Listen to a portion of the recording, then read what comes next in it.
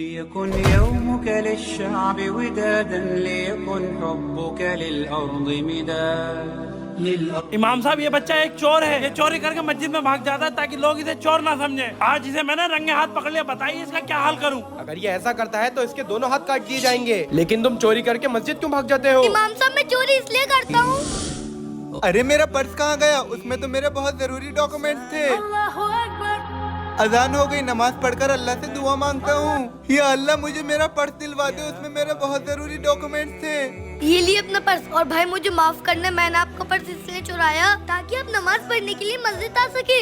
भाई दुनिया का कमाया हुआ सभी यही रह जाएगा, बस आपके अमाल और इबादत ही आपको जहन्नुम की आग से बचाएगी। इसलिए नमाज पढ़ो भाई, इससे पहले कि आपकी नमाज पढ़ी जाए। मुझे अफसोस है कि मैं चोरी करता हूँ, लेकिन मुझे सबसे ज्यादा अफसोस इस बात का है कि आजकल के लोग अपनी दौलत को ज्यादा अहमियत देते हैं, लेकिन अल्लाह की इबादत को नहीं। सही कहा, इसे जाने दो।